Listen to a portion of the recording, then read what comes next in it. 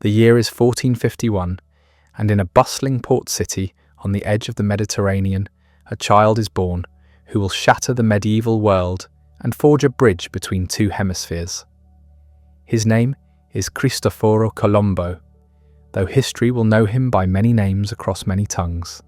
Christopher Columbus, a man whose very existence would rewrite the maps, reshape empires, and forever alter the course of human civilization. But who was this navigator before he became legend? What drove a weaver's son from Genoa to risk everything on an impossible dream? And how did a man with no royal blood, no vast fortune, and no formal education convince the most powerful monarchs of Europe to fund what many considered a voyage into oblivion? Tonight, we embark on a journey through the complete life of Christopher Columbus. Not the sanitized version from elementary school textbooks, but the full, complex, contradictory story of a man who was simultaneously a visionary explorer and a ruthless opportunist, a devout Christian and a slave trader, a brilliant navigator and a terrible administrator.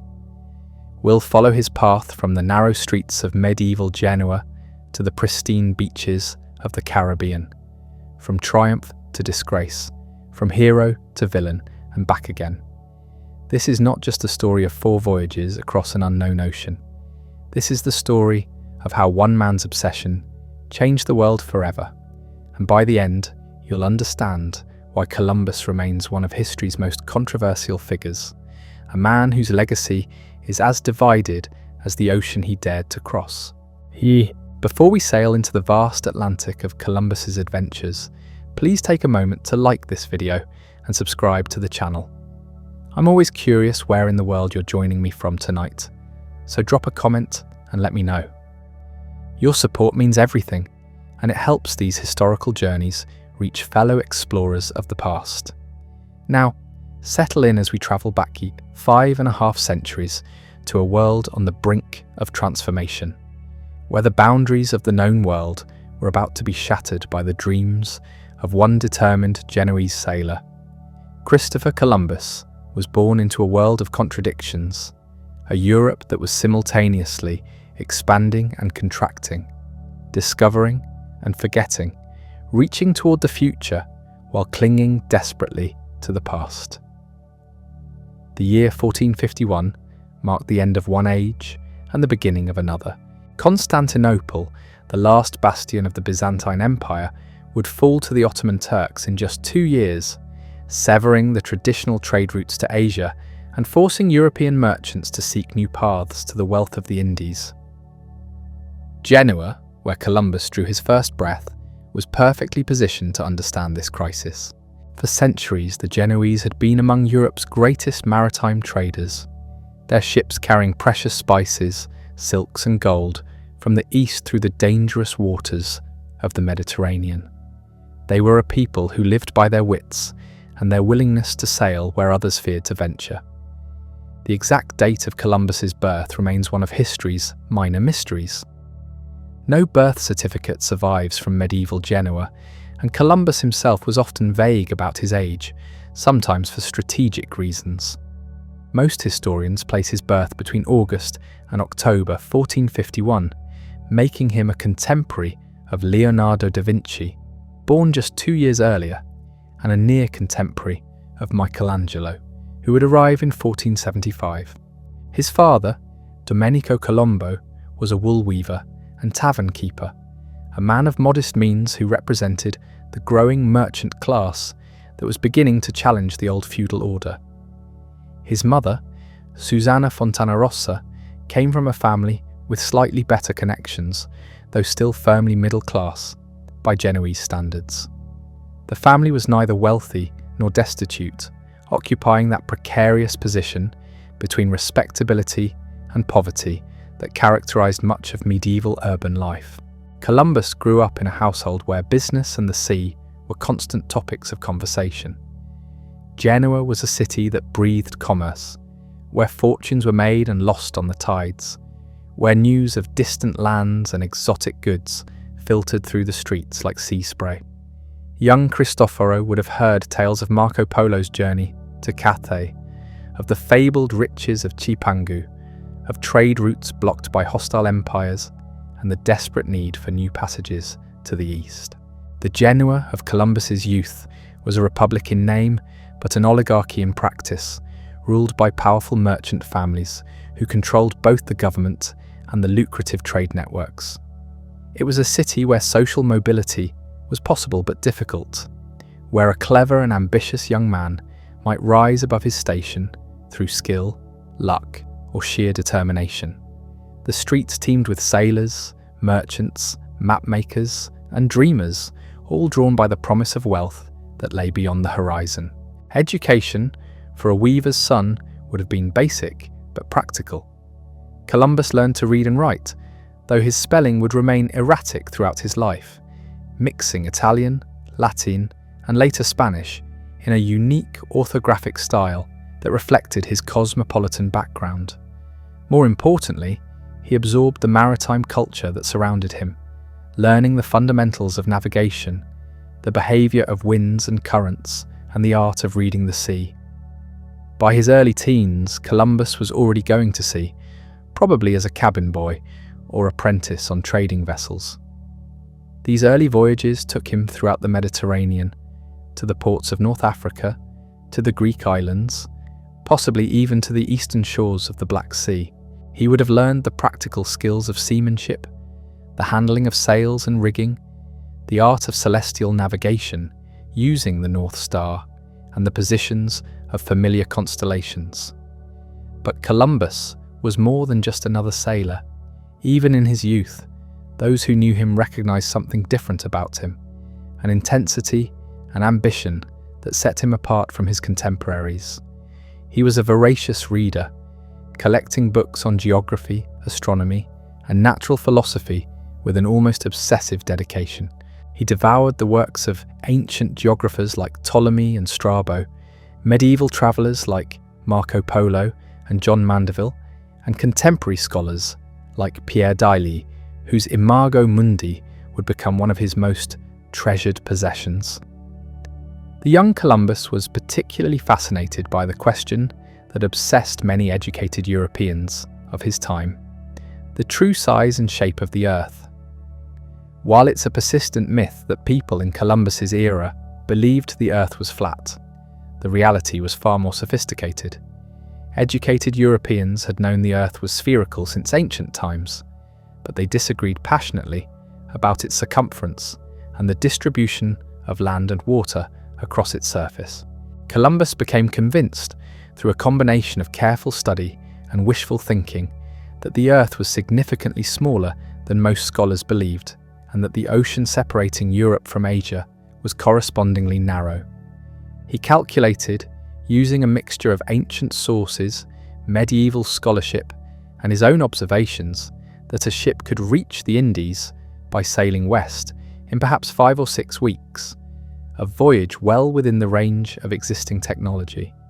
This calculation was spectacularly wrong.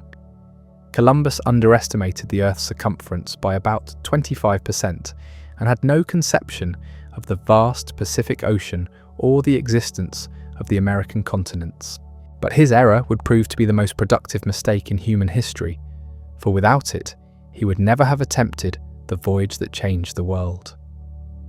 The Genoa of Columbus's youth was also a city of fierce political rivalries and shifting alliances. The Republic was constantly at war with its neighbours, particularly Venice and Pisa, fighting for control of trade routes and commercial privileges. These conflicts would shape Columbus's early experiences at sea, as merchant vessels doubled as warships, and every voyage carried the risk of capture by enemy forces. In 1470, when Columbus was about 19, he participated in a naval expedition against the Kingdom of Naples, serving on a Genoese warship in support of René of Anjou's claim to the throne. This experience gave him his first taste of naval warfare and introduced him to the larger political currents that would influence his later career. He learned that in the world of the 15th century, exploration and conquest were inseparable, that new lands meant new opportunities for both trade and dominion. But it was another military expedition 5 years later that would dramatically alter the course of Columbus's life and set him on the path toward his historic voyages. In 1475, he joined a Genoese fleet commanded by a privateer named Colombo the Younger, possibly a distant relative. Their mission was to attack Venetian ships carrying valuable cargo from the Low Countries back to the Mediterranean. The expedition ended in disaster. Off the coast of Portugal, near Cape St. Vincent, the Genoese fleet encountered a superior force of Venetian and Flemish vessels. In the battle that followed, Columbus's ship was rammed and caught fire. Faced with the choice of burning to death or taking his chances in the Atlantic, Columbus chose the sea. What happened next would become part of the Columbus legend. Swimming and floating on debris for miles, the young Genoese sailor somehow made it to the Portuguese shore, where he was rescued by local fishermen. Exhausted, wounded, and far from home, Columbus found himself stranded in a foreign land with nothing but his life and his ambitions. But this apparent catastrophe would prove to be his salvation.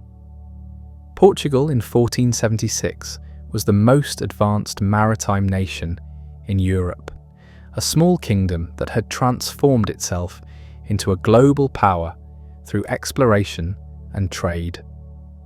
Under the guidance of Prince Henry the Navigator, Portuguese sailors had been pushing steadily down the African coast for decades, establishing trading posts, mapping unknown waters, and seeking the sea route to India that would bypass the Ottoman-controlled land routes. Lisbon, where Columbus eventually made his way, was the nerve centre of this maritime empire. The city buzzed with activity as ships departed for Africa and returned laden with gold, ivory, and slaves. Charts and navigational instruments were being constantly improved. New techniques of ocean sailing were being developed and refined. For an ambitious young navigator, there was no better place to be in all of Europe. Columbus quickly integrated himself into Lisbon's maritime community. His experience and skills as a sailor, combined with his obvious intelligence and determination, made him a valuable addition to the Portuguese exploration effort. He found work with established trading houses and began to build the connections that would sustain him for the next decade. More importantly, he found love. In the early 1480s, Columbus married Felipa Perestrello e Moniz, daughter of Bartolomeo Perestrello, one of the original colonists of the Madeira Islands. Through this marriage, Columbus gained access to Portuguese noble society and, more crucially, to the charts, logs, and geographical knowledge that Perestrello had accumulated during his years as a colonial governor. The marriage also gave Columbus his first direct experience with Atlantic exploration. Madeira, discovered by the Portuguese in 1420, was one of their earliest successful colonies. Transformed from an uninhabited island covered with dense forest into a thriving agricultural settlement producing sugar and wine for European markets. Columbus spent time on the island, learning firsthand about the challenges and opportunities of establishing settlements in previously unknown lands. But Columbus's ambitions extended far beyond the Atlantic islands. Armed with his calculations about the size of the Earth and the distance to Asia, he began to formulate a plan that would make him famous and wealthy beyond his wildest dreams. He would sail west across the ocean sea, reach the Indies in a matter of weeks, and establish a new trade route that would break the Ottoman monopoly on Eastern goods. The plan was audacious even by the standards of an age that celebrated bold ventures. No European ship had ever sailed more than a few hundred miles into the Atlantic and returned to tell the tale. The ocean was vast, unknown, and filled with terrors both real and imagined. Ancient maps marked its western reaches with warnings about sea monsters, boiling waters, and the edge of the world itself. But Columbus was convinced he could succeed where others had failed or never dared to try. He had studied the wind patterns of the Atlantic, noting how the trade winds blew steadily from east to west in the southern latitudes, while the westerlies returned from west to east in the north. He had observed the flight patterns of migrating birds and the drift of debris, all of which suggested to him that land lay somewhere beyond the western horizon. Most importantly, he had developed an unshakable faith in his own destiny. Columbus was a deeply religious man, convinced that God had chosen him for a special purpose. He saw himself not merely as an explorer seeking profit, but as an instrument of divine providence, destined to carry Christianity to new lands and to gather the wealth necessary for a new crusade to reclaim the Holy Land from Islamic control. This messianic vision would sustain Columbus through years of rejection and ridicule, through the countless meetings with skeptical officials and the endless wait for royal approval. It would also shape his behaviour once he reached the New World, influencing his treatment of indigenous peoples and his interpretation of everything he encountered. But first, he needed ships, supplies, and official backing for his enterprise, and that meant convincing someone in power that his impossible dream was worth the enormous risk and expense it would require. The task of convincing European royalty to fund an untested voyage into the unknown would prove to be Columbus's greatest challenge yet. For nearly a decade, he would face rejection after rejection, his dream dismissed as the fantasy of a deluded navigator. But his persistence would ultimately pay off in ways that would reshape the entire world. Columbus's first attempt to secure backing came from the very nation that had become his adopted home. Portugal, under King John II, was already deeply committed to finding a sea route to Asia by sailing around the southern tip of Africa. Portuguese navigators had been methodically working their way down the African coast for decades, establishing trading posts and gathering intelligence about the lands beyond. Each expedition brought them closer to their goal of reaching India by sea. When Columbus presented his westward plan to the Portuguese court around 1484, he encountered polite but firm skepticism. The king's maritime advisors, among the most knowledgeable in Europe, quickly identified the fatal flaw in Columbus's calculations. They understood that the Earth was far larger than he believed, and that a westward voyage to Asia would cover an impossible distance. Ships of that era simply could not carry enough provisions for such a journey. The Portuguese rejection was devastating, but not unexpected. Columbus had prepared for this possibility, and he quickly began pursuing other options. His brother Bartholomew was dispatched to England to present the plan to King Henry VII, while Christopher himself began the long process of gaining access to the Spanish court. Spain in the 1480s was a nation in transition, forged from the recent union of Castile and Aragon through the marriage of Isabella and Ferdinand. The Catholic monarchs, as they were known, were engaged in the final stages of the Reconquista, the centuries-long campaign to drive Islamic forces from the Iberian Peninsula. Granada, the last Muslim stronghold, was under siege, and the royal attention was focused on military rather than maritime matters. Nevertheless, Columbus managed to gain an audience with the Spanish court through a combination of persistence, connections, and sheer audacity. His presentation of the enterprise of the Indies, as he called his plan, was masterful in its appeal to Spanish interests and ambitions. He promised not only a new route to the wealth of Asia, but also the opportunity to spread Christianity to new lands and peoples. The Spanish court was intrigued but cautious. A commission of learned men was appointed to study Columbus's proposal, including mathematicians, astronomers, and theologians from the University of Salamanca. Their deliberations would continue for years, as Columbus waited in frustration and growing poverty for a decision that might never come. During this period of uncertainty, Columbus's personal life underwent significant changes. His wife Felipa died, leaving him a widower with a young son, Diego. The loss was profound, cutting his last formal ties to Portugal and Portuguese society. He was now truly alone in the world, except for his unwavering belief in his mission. To support himself while waiting for royal approval, Columbus took various jobs related to his maritime expertise. He drew charts, advised merchants on trade routes, and even dabbled in the book trade, acquiring and selling manuscripts on geography and navigation. These activities kept him connected to the intellectual currents of his time, while providing the modest income necessary for survival.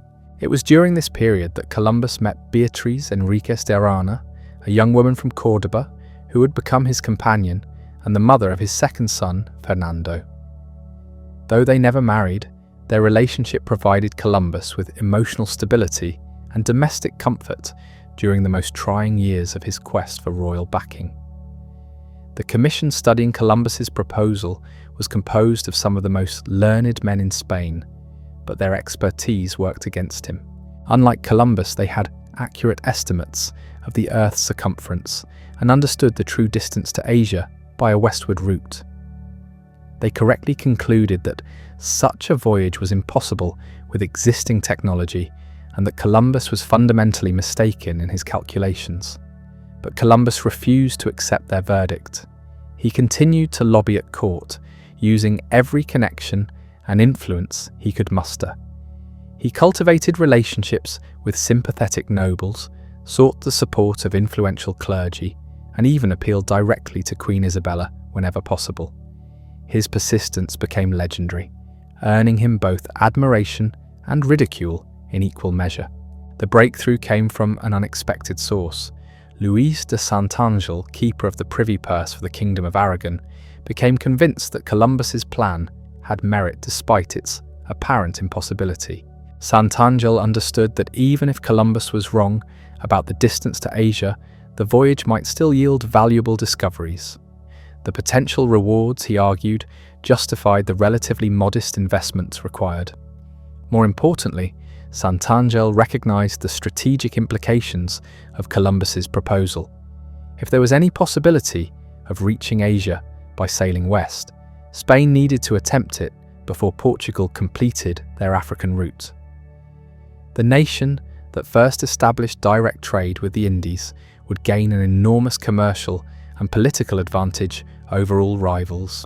The final negotiations took place in 1492, just as Granada fell to Spanish forces and the Reconquista reached its triumphant conclusion.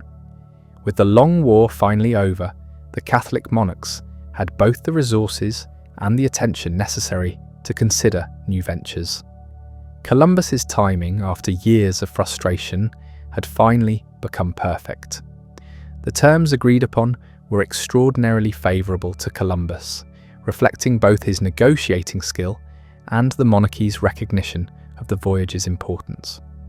Columbus would receive the title of Admiral of the Ocean Sea, with hereditary rights for his descendants. He would be appointed viceroy and governor of any lands he discovered, with authority to rule them in the name of the Spanish crown. Most significantly, he would receive 10% of all wealth generated by his discoveries, a provision that promised to make him one of the richest men in Europe if he succeeded.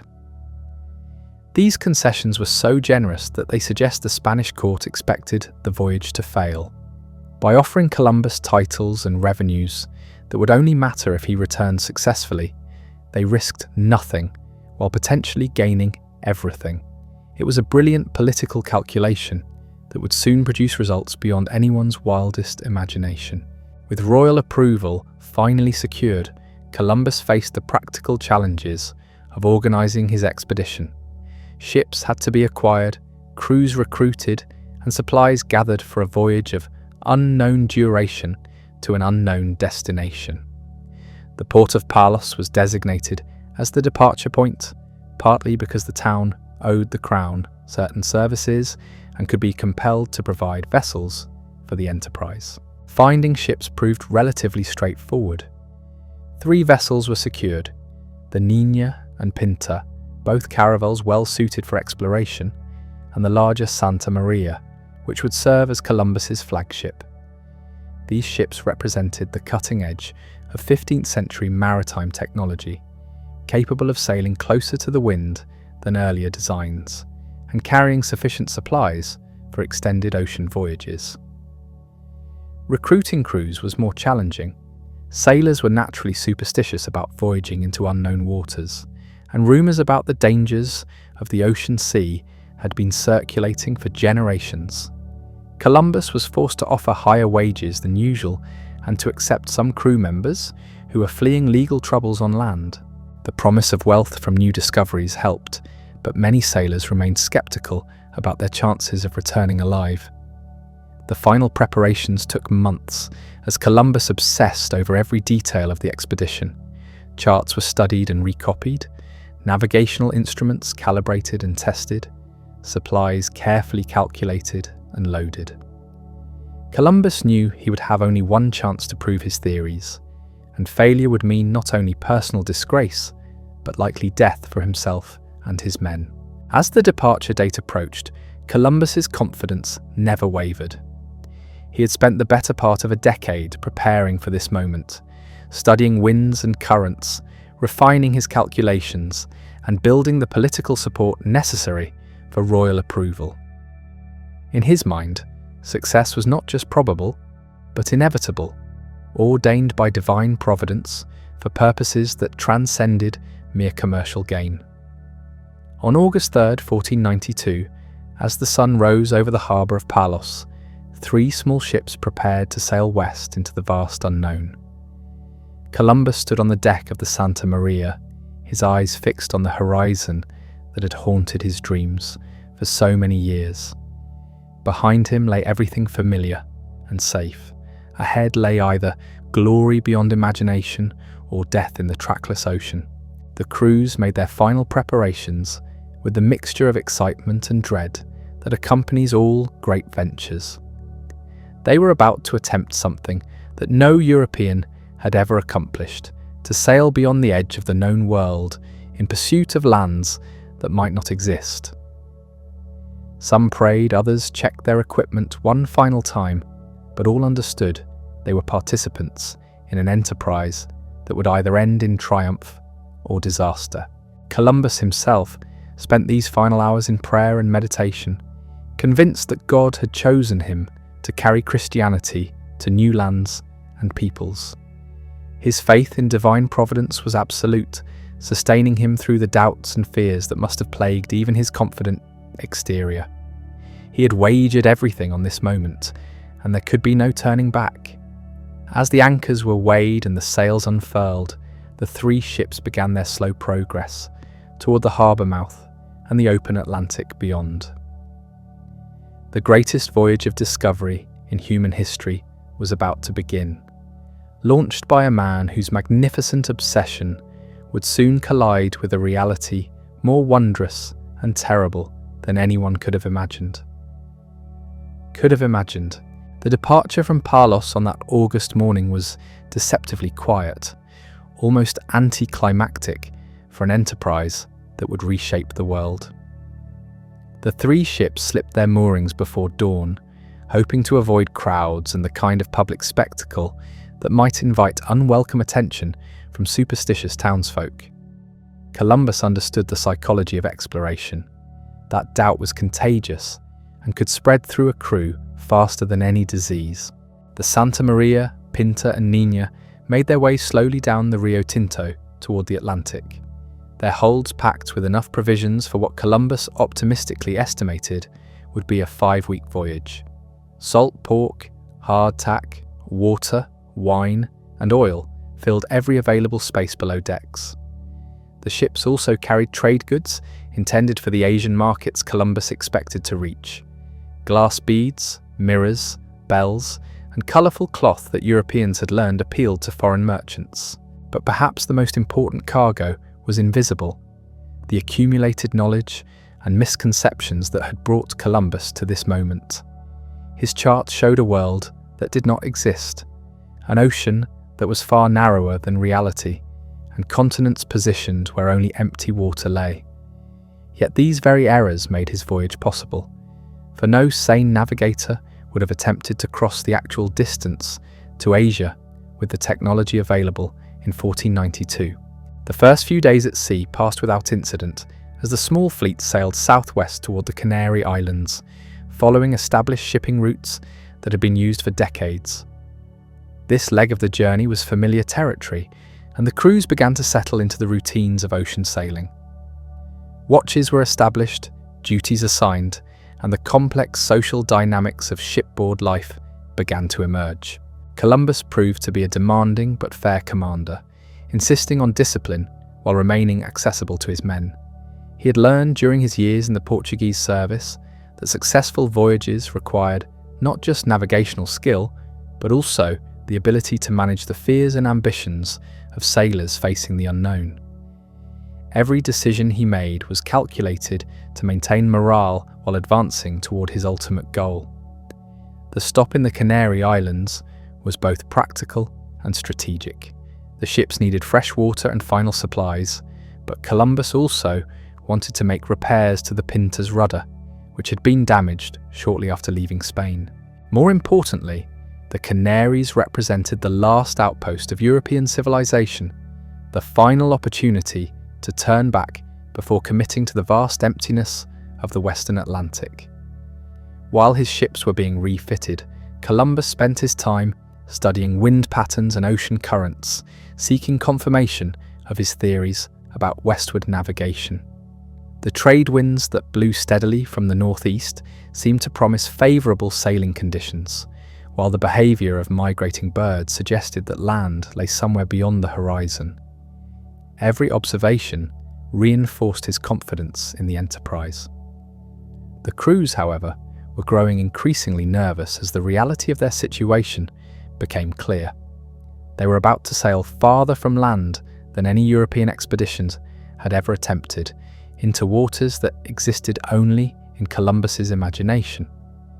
Rumours began to circulate about sea monsters, magnetic islands that would pull the iron from their ships, and waters that boiled under the tropical sun. Ooh. Columbus addressed these fears with a combination of scientific explanation and religious faith. He reminded his men that God would protect those engaged in spreading Christianity to new lands, while also pointing out that the same winds carrying them west would eventually carry them home. His confidence was infectious, and gradually the crews began to share his optimism about the voyage's prospects. On September 6th, the fleet finally departed the Canaries for the unknown Western Ocean. This was the point of no return, the moment when Columbus's theories would be tested against the harsh reality of the Atlantic. The ship sailed into waters that no European had ever seen, guided only by compass bearings and Columbus's unshakable faith in his calculations. The first week passed smoothly, as favourable winds pushed the fleet steadily westward at speeds that exceeded Columbus's most optimistic projections. The ocean was calm, the weather pleasant, and the crews began to believe that perhaps their admiral's confidence was justified. Daily progress was measured and recorded, while Columbus maintained 2 sets of logs, one showing the actual distance travelled and another, shorter version, shown to the crew to prevent panic about how far they had come from home. But as the days stretched into weeks and no land appeared, the psychological pressure on the expedition began to mount. The crews had signed on for a voyage to Asia, expecting to reach their destination within a month at most. Instead, they found themselves sailing endlessly westward, across an ocean that seemed to have no bounds. The comfortable assumptions of medieval geography were being shattered by the simple passage of time. Columbus himself began to feel the strain, though he never allowed his doubts to show publicly. Privately, he questioned his calculations and wondered if he had made some fundamental error in his understanding of the Earth's size. But his public demeanour remained confident, and he continued to assure his men that land was just beyond the next horizon. The first serious crisis came in early October, when the crews began to demand that the fleet turn back towards Spain. They had been at sea for over a month, longer than any previous Atlantic voyage, and their supplies were beginning to run low. More importantly, they were psychologically exhausted by the endless repetition of empty ocean and empty sky. Columbus faced a mutiny that could have ended his enterprise before it reached its goal. The crews gathered on deck and presented their demands, arguing that they had fulfilled their obligations and that further sailing would only lead to death in the vast Atlantic. The moment was critical, requiring all of Columbus's skills as a leader and negotiator. His response was masterful, combining practical concessions with appeals to greed and glory. He agreed to turn back if no land was sighted within 3 days, while simultaneously promising enormous rewards for whoever first spotted the coastline he was certain lay just ahead. The compromise bought him time while maintaining the expedition's westward momentum.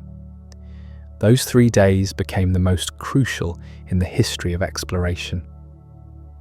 Columbus pushed his ships forward with desperate intensity, scanning the horizon for any sign of the Asian coast he expected to find. The crews remained tense and watchful, torn between hope and fear as the deadline for turning back approached. The signs of nearby land began to appear on October 10th and 11th. Flocks of migrating birds passed overhead, heading southwest towards some unseen destination. Floating debris, including carved wood and fresh vegetation, suggested that shores lay somewhere nearby. The smell of the ocean changed, carrying hints of land-based vegetation and unfamiliar spices. Columbus interpreted these signs as confirmation that they were approaching the outlying islands of Asia, possibly the legendary Cipangu that Marco Polo had described in his travels. He had no conception that he was about to encounter a completely unknown continent, populated by peoples who'd been isolated from the Old World for thousands of years. On the night of October 11th, Columbus ordered the fleet to reduce sail and proceed cautiously through the darkness. The water had become shallow enough to suggest nearby shores, and the risk of running aground on an unknown coastline was too great to ignore. The ships crept forward through the tropical night, their crews straining to peer through the darkness for any sign of land. At 2 o'clock in the morning, on October 12th, Rodrigo de Triana, a sailor aboard the Pinta, shouted the words that would echo through history. "Tierra! Tierra! Land! Land!" After 36 days at sea, the expedition had finally reached its destination, though not the one Columbus had expected to find. The island that appeared in the dawn light was nothing like the descriptions of Cipangu or the Asian mainland that Columbus had studied for so many years. Instead of the great cities and sophisticated civilizations described by Marco Polo, he saw a tropical paradise inhabited by people who possessed no metal tools, no written language, and no knowledge of the wider world beyond their island home. But Columbus was not easily discouraged by contradictory evidence. He convinced himself that this was merely one of the outer islands of the Asian archipelago, and that the mainland, with its fabled cities and gold mines, lay somewhere just beyond the horizon. This self-deception would shape all of his subsequent actions and interpretations of what he encountered in the New World. The indigenous people who greeted Columbus and his men were Taínos, members of a sophisticated island civilization that had flourished in the Caribbean for centuries. They lived in well-ordered communities, practiced agriculture, and had developed complex social and religious systems perfectly adapted to their tropical environment. They were also completely unprepared for contact with European diseases, weapons, and concepts of ownership that would soon devastate their world. Columbus's first encounter with the Taínos set the pattern for all subsequent European contact with indigenous Americans. Despite his initial expressions of admiration for their intelligence and generosity, he immediately began to evaluate them as potential slaves and sources of wealth. His journal entries from these first days reveal a mind that saw the New World primarily in terms of its exploitation potential. The admiral took formal possession of the island in the name of the Spanish crown, performing a ceremony that had no meaning to the indigenous inhabitants, but would serve as the legal foundation for Spanish claims to vast territories. He named the island San Salvador, though the Taínos called it Guanahani, the first of many European renamings that would erase indigenous geography and history. For the next 3 months, Columbus explored the Caribbean islands, searching desperately for evidence of the Asian civilization he was certain must exist somewhere nearby. He visited what are now known as Cuba and Hispaniola, establishing the first permanent European settlement in the Americas at La Navidad on the northern coast of Hispaniola. Each new island brought fresh hopes and fresh disappointments. The indigenous peoples consistently failed to match Columbus's expectations of Asian sophistication, while the absence of the spices, silks and precious metals he had promised his royal sponsors became increasingly difficult to ignore.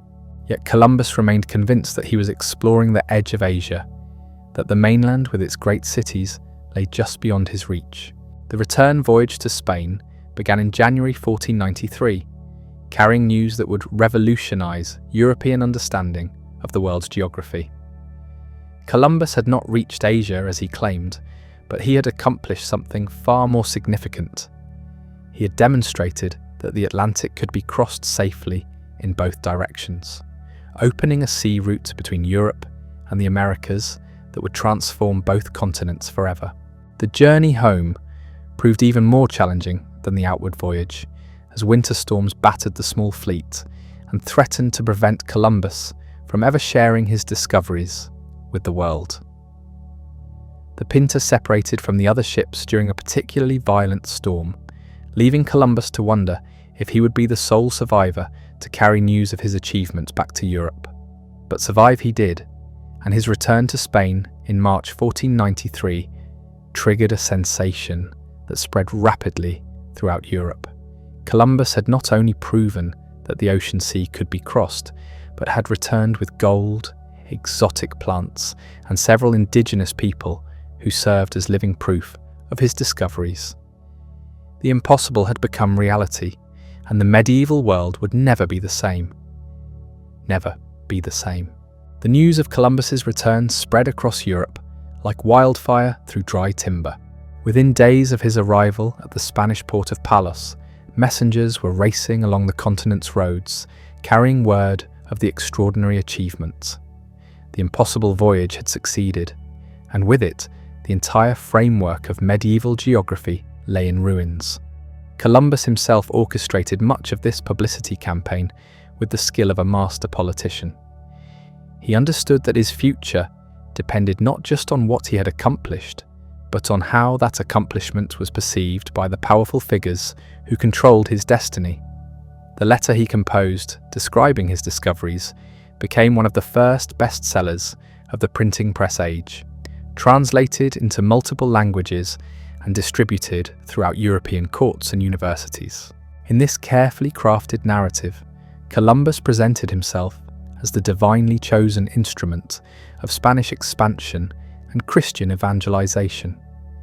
He described islands of incredible beauty and fertility, inhabited by gentle peoples eager to embrace the true faith.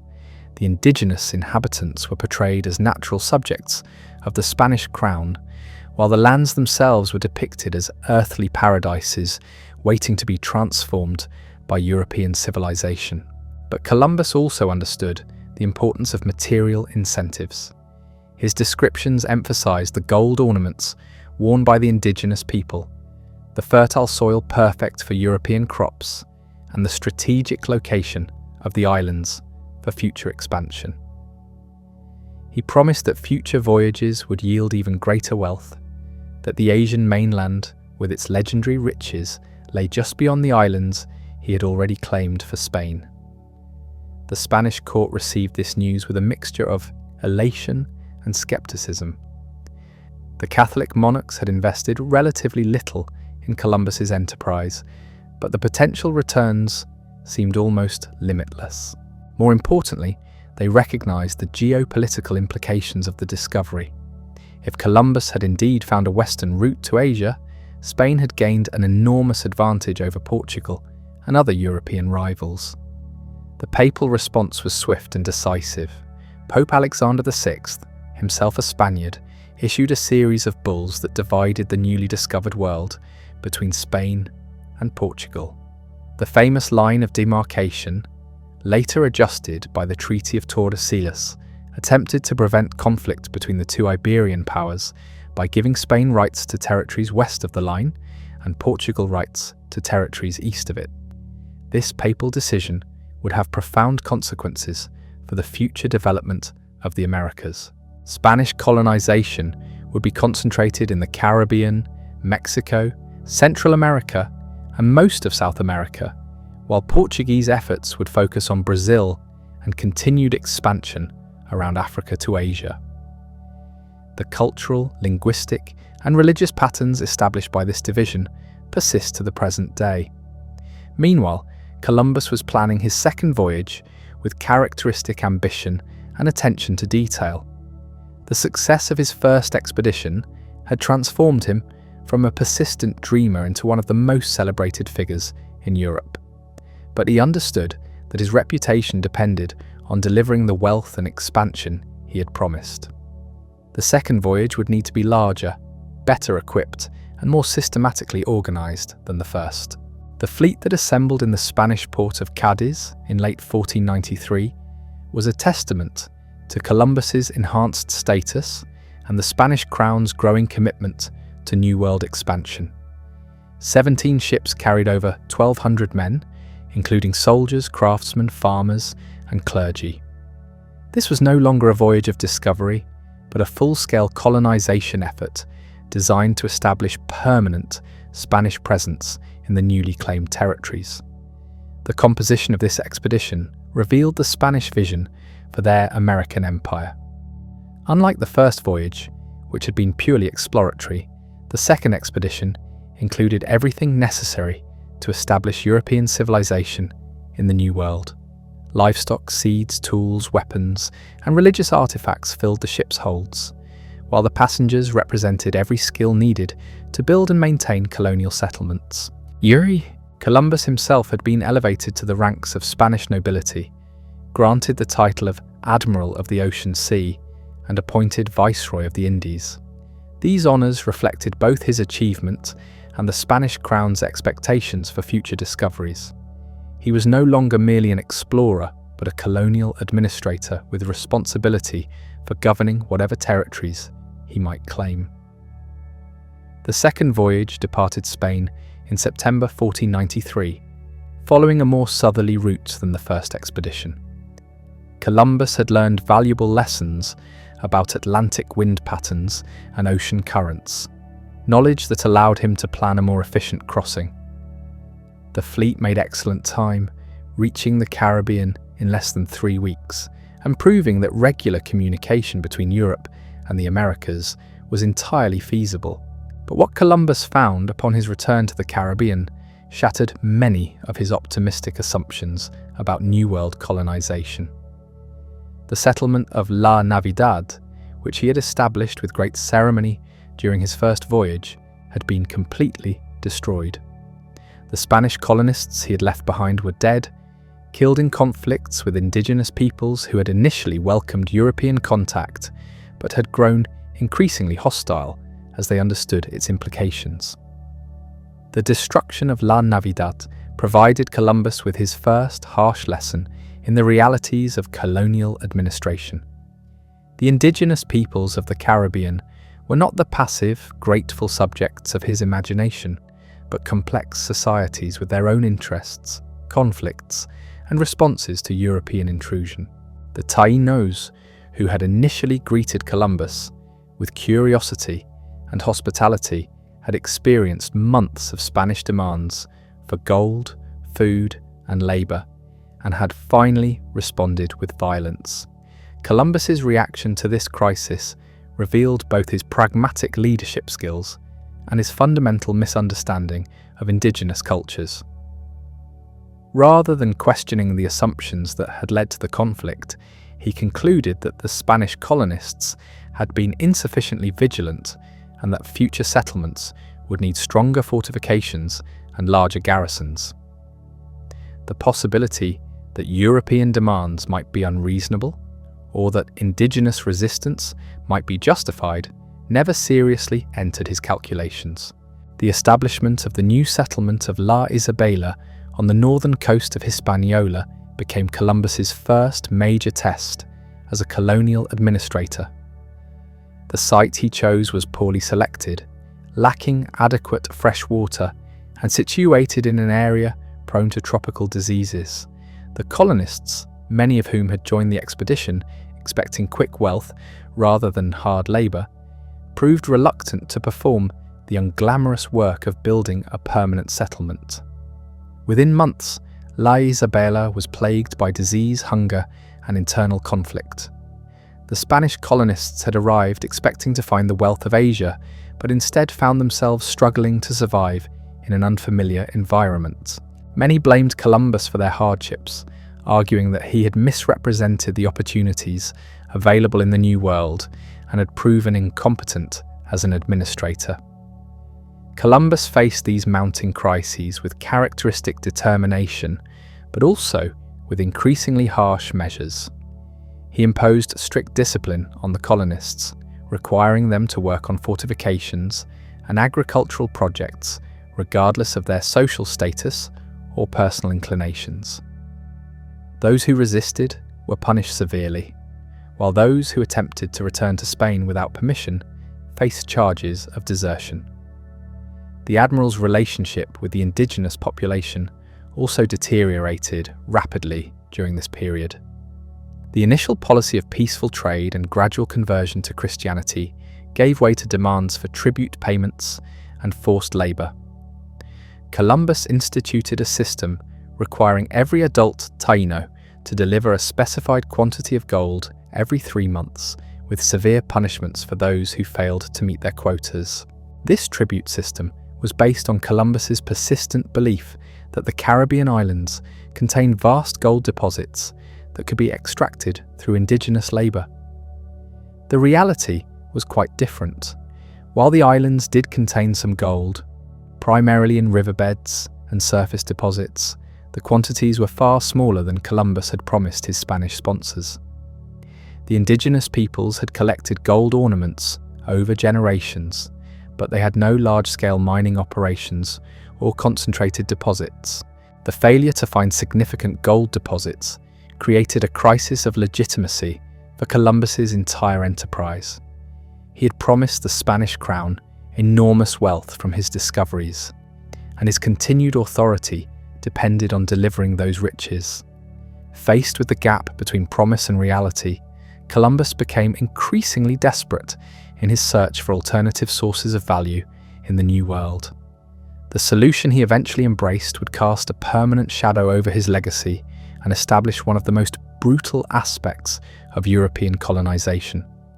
Unable to find the gold he had promised, Columbus turned to the indigenous population itself as a source of wealth. He began capturing Taínos and shipping them back to Spain to be sold as slaves in European markets. This decision marked a fundamental transformation in Columbus's approach to the New World and its inhabitants. During his first voyage, he had written admiringly of indigenous intelligence, generosity, and potential for conversion to Christianity. Now he saw them primarily as economic resources to be exploited for Spanish benefit. The transition from explorer to slave trader revealed the darker implications of Columbus's enterprise. The indigenous response to these escalating demands was predictable and tragic. Peaceful resistance gave way to open rebellion, as Taíno communities realized that Spanish colonization threatened their very existence. Led by caciques like Caonabo and Guarionex, indigenous warriors began attacking Spanish settlements and ambushing colonial expeditions. What had begun as cultural contact had become a war of survival. Columbus's military response to indigenous resistance was swift and brutal. Drawing on his experience with European warfare, he organized expeditions designed to crush resistance through overwhelming force and exemplary punishment. Spanish soldiers, armed with steel weapons, firearms, and war horses, possessed enormous tactical advantages over indigenous warriors who fought with traditional weapons and tactics. The psychological impact of European military technology cannot be overstated. Horses unknown in the Americas before Columbus terrified indigenous warriors who had never seen humans mounted on four-legged beasts. Steel swords and armor provided Spanish soldiers with decisive advantages in close combat, while primitive firearms created noise and confusion that disrupted traditional battle formations. But perhaps most devastating of all were the diseases that European colonists brought with them.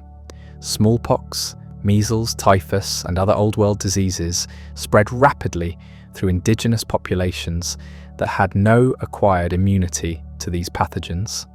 Entire communities were decimated by epidemics that killed between 70 and 90% of their inhabitants, creating a demographic catastrophe that facilitated Spanish conquest. Columbus himself seems to have understood little about the role of disease in the collapse of indigenous resistance. He attributed Spanish military success to superior weapons, tactics, and divine favor rather than to the epidemiological accident that gave Europeans such enormous advantages. This blindness to the true causes of indigenous population decline would characterize European colonization throughout the Americas. By 1496, the situation in Hispaniola had become so chaotic that Columbus was forced to return to Spain to defend his administration and secure additional support. The reports reaching the Spanish court painted a picture of colonial failure, with high mortality among Spanish colonists, violent conflicts with indigenous peoples, and minimal returns on the Crown's investment in the enterprise. Columbus's third voyage, launched in 1498, was smaller and more focused than his previous expeditions.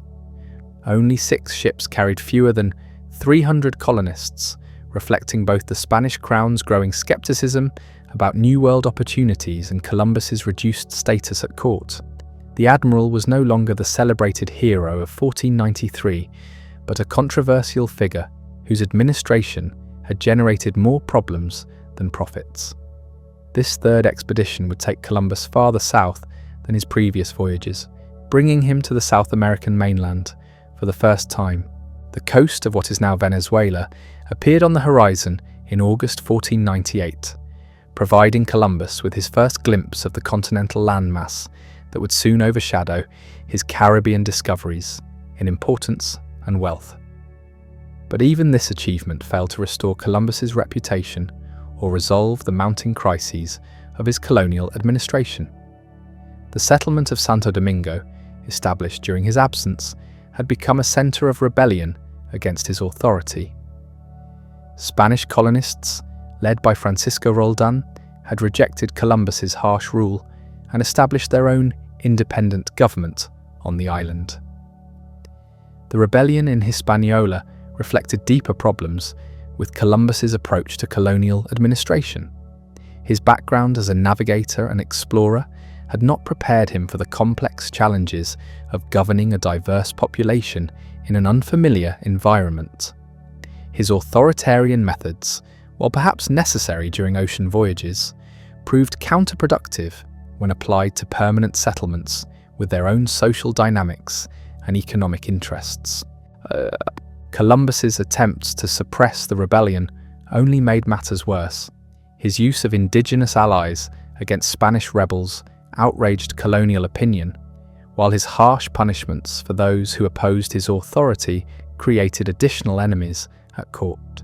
Reports of his brutality toward both Spanish colonists and indigenous peoples began reaching influential figures in Spain, undermining his political support. The crisis reached its climax in 1500 when the Spanish crown dispatched Francisco de Bobadilla to investigate conditions in Hispaniola and, if necessary, to remove Columbus from power. Bobadilla's arrival marked the effective end of Columbus's career as a colonial administrator and the beginning of a new phase of Spanish expansion in the Americas under different leadership. The arrival of Francisco de Bobadilla in Santo Domingo marked one of the most humiliating moments in Columbus's extraordinary life. The man who had opened the door between two worlds found himself stripped of authority and placed in chains like a common criminal. But this dramatic fall from grace was not the end of his story, merely another chapter in a life defined by impossible dreams and devastating contradictions. Bobadilla wasted no time in asserting his authority over the chaotic colony. Armed with broad powers from the Spanish crown, he immediately began investigating the numerous complaints against Columbus's administration. What he found shocked even the hardened colonial officials who had expected to discover evidence of mismanagement. The scale of brutality and administrative incompetence exceeded anything they had imagined possible. The testimony gathered by Bobadilla painted a picture of systematic abuse that targeted both Spanish colonists and indigenous peoples with equal severity. Columbus had ordered the public hanging of Spanish rebels, the mutilation of indigenous leaders who resisted tribute payments, and the enslavement of entire communities that had dared to defend their traditional territories. His brothers Bartholomew and Diego had served as enthusiastic enforcers of these policies, earning reputations for cruelty that surpassed even their famous sibling. Perhaps most damaging to Columbus's reputation was evidence that he had systematically deceived the Spanish crown about conditions in the New World. His glowing reports of colonial progress bore no resemblance to the reality of disease, rebellion, and economic failure that Bobadilla discovered.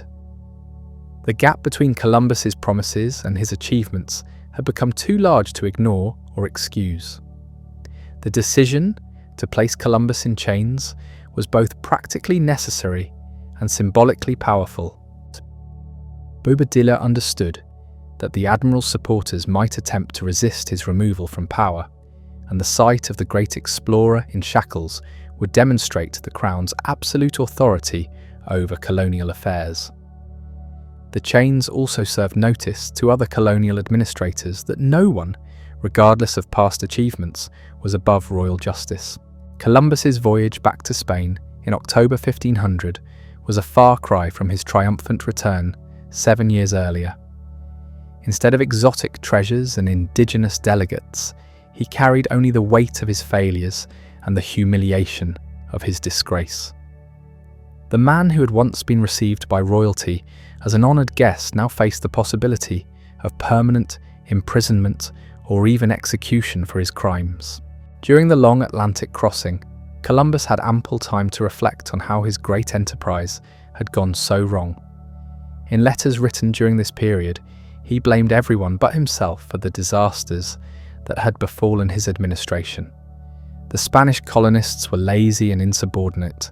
The indigenous peoples were inherently treacherous. The Spanish court had failed to provide adequate support for his civilizing mission.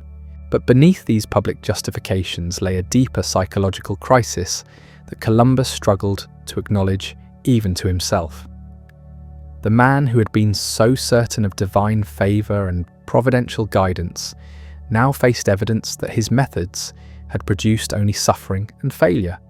The enterprise that was supposed to spread Christianity and civilization had instead brought disease, slavery, and warfare to previously peaceful communities.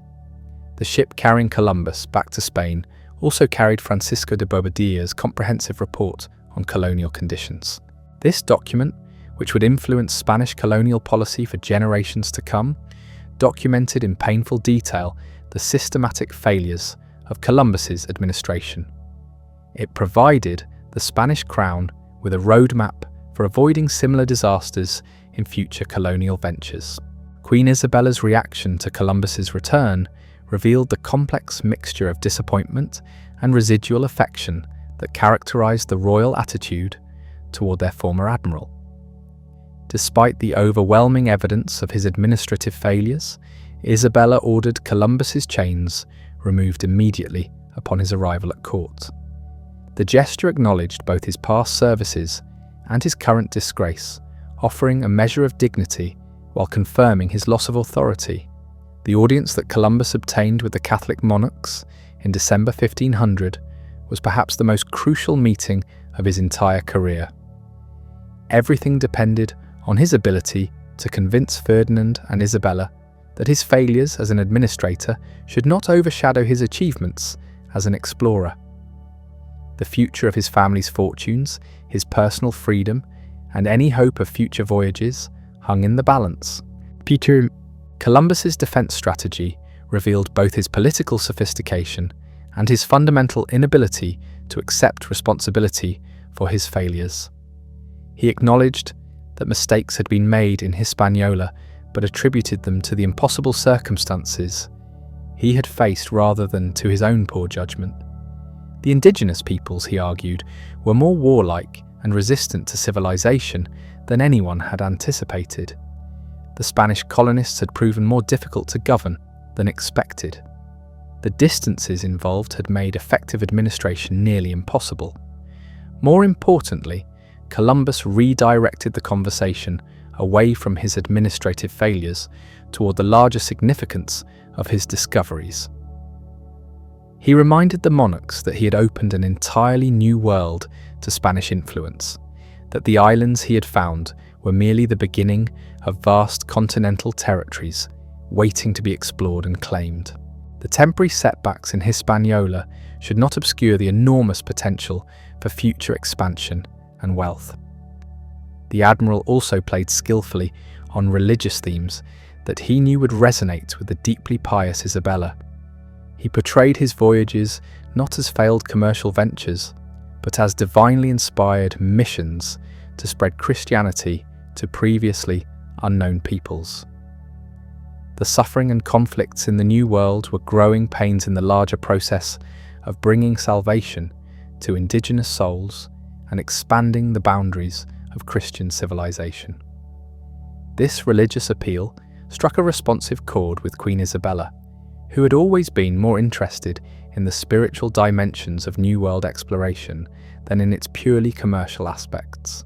Columbus's promise that future voyages would focus on peaceful evangelization rather than forced labor and tribute extraction offered hope that the enterprise could be reformed rather than abandoned entirely. The negotiations that followed Columbus's audience with the monarchs established a new framework for his relationship with the Spanish crown. He would retain his titles as Admiral of the Ocean Sea and his rights to a share of New World revenues, but his authority as Viceroy and Governor would not be restored. Future voyages would be permitted, but under closer royal supervision and with more limited administrative powers. This compromise reflected the Spanish crown's pragmatic approach to colonial administration. Columbus's geographical knowledge and navigational expertise remained valuable assets that should not be discarded because of his failures as a governor. At the same time, his demonstrated incompetence as an administrator made it impossible to entrust him with significant political authority over colonial territories. The terms also revealed Columbus's reduced bargaining position and the Crown's growing confidence in their ability to manage New World affairs without his direct involvement. The discoveries he had made were now recognized as Spanish possessions that could be developed by other administrators and explorers. Columbus had become dispensable in a way that would have been unthinkable just a few years earlier.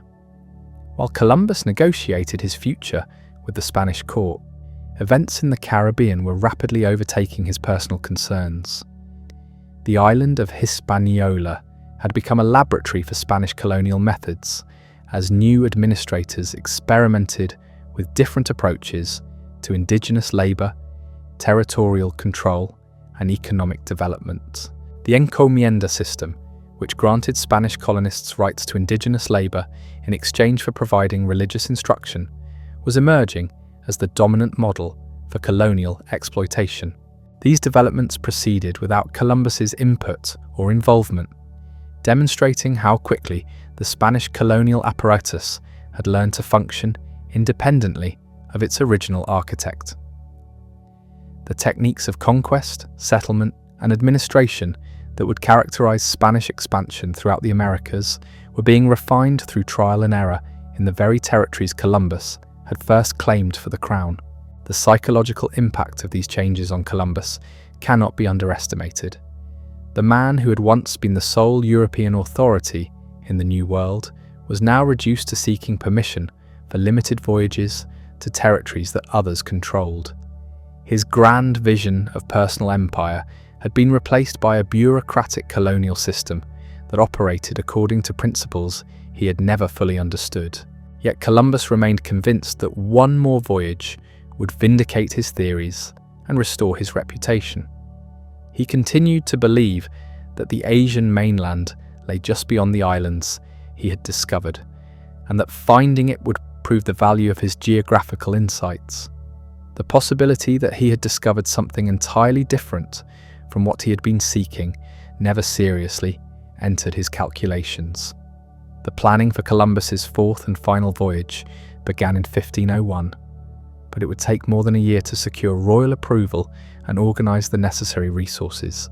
The Spanish crown's enthusiasm for Columbus's enterprises had cooled considerably, and they insisted on numerous restrictions and safeguards that reflected their lack of confidence in his judgment. The fleet that finally departed Spain in May 1502 was the smallest of Columbus's 4 expeditions. 4 ships carried only about 150 men, including Columbus's younger brother, Bartholomew, and his 13-year-old son, Fernando.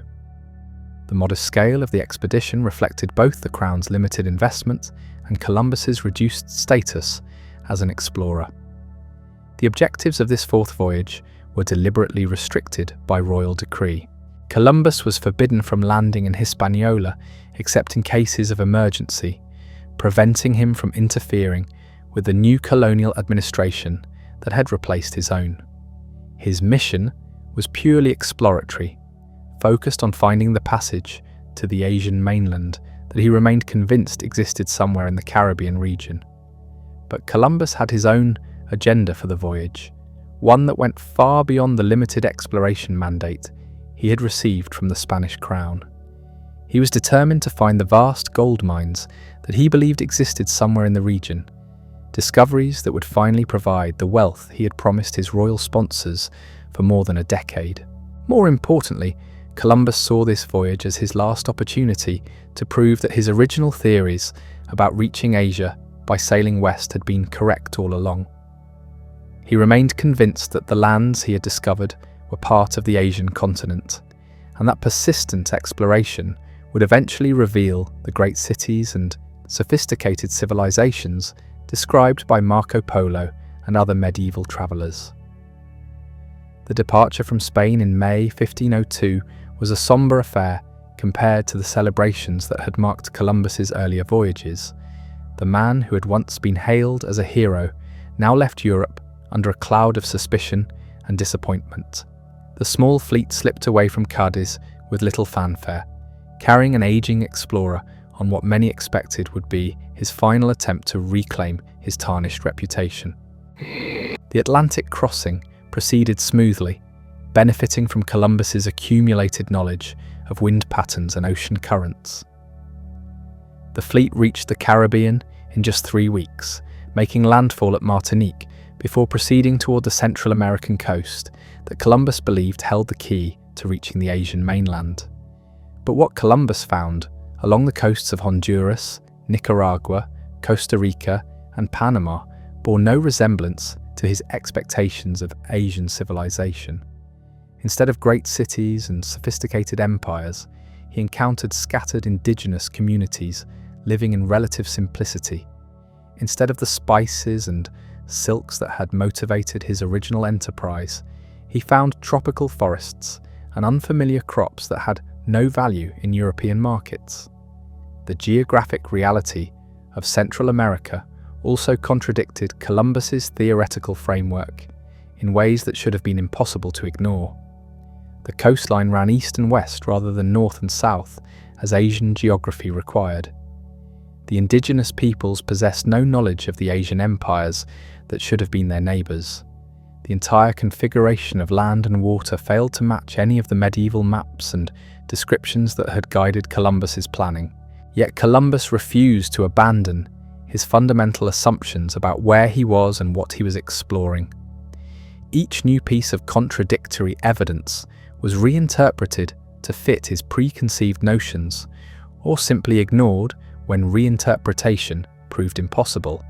His journals from this period reveal a mind struggling to maintain beliefs that reality had thoroughly discredited. The most dramatic example of this psychological denial came when Columbus encountered indigenous peoples who possessed significant quantities of gold ornaments and decorative objects. Rather than recognizing this as evidence of local mining and craftsmanship, Columbus convinced himself that he had found the outer reaches of King Solomon's legendary mines, described in biblical texts as the source of fabulous wealth in ancient times. This religious interpretation of his discoveries became increasingly important to Columbus, as his secular justifications for the voyage proved inadequate. Unable to find the Asian mainland or the commercial opportunities he had promised, he began to reframe his entire enterprise in apocalyptic terms. He was not merely an explorer seeking new trade routes, but a divinely chosen instrument preparing for the end times prophesied in biblical scripture. The deteriorating condition of his ships and crew gradually forced Columbus to abandon his exploration of the Central American coast. Tropical storms, shipworm damage, and the constant strain of navigating unknown waters had taken a severe toll on his small fleet. 2 ships had to be abandoned as unseaworthy, while the remaining vessels leaked so badly that the crews spent more time bailing water than sailing. More seriously, Columbus's own health was failing rapidly during this final voyage. Now in his early 50s, he suffered from what modern physicians believe was severe arthritis, possibly complicated by other age-related ailments. The physical demands of ocean exploration, which he had endured easily in his younger years, now left him bedridden for days at a time. The psychological toll of repeated disappointments may have been even more devastating than his physical ailments. Columbus had staked everything on his theories about world geography, and 4 voyages had failed to provide the vindication he desperately sought. The gap between his promises and his achievements had become a chasm that no amount of rationalization could bridge. The final crisis of Columbus's exploring career came when his remaining ships were wrecked on the coast of Jamaica in June 1503. Stranded on an island with no means of escape, Columbus and his men faced the possibility of dying in obscurity, forgotten by the Spanish authorities who had already written off their expedition as another failure. The year that Columbus spent marooned on Jamaica became a test of his leadership skills and his ability to maintain discipline among men who blamed him for their desperate situation. Supplies ran low, tropical diseases took their toll, and several crew members attempted to mutiny against an admiral whose authority had already been undermined by years of failure and disgrace. Columbus's response to this final crisis revealed both his resilience and his willingness to use any means necessary to maintain control. When negotiations with local indigenous peoples for food and supplies reached an impasse, he used his knowledge of astronomy to stage what appeared to be a supernatural demonstration of European power. Predicting a lunar eclipse that occurred exactly as he had foretold, Columbus convinced the indigenous inhabitants that the Christian God was angry with them for refusing to help his chosen representatives.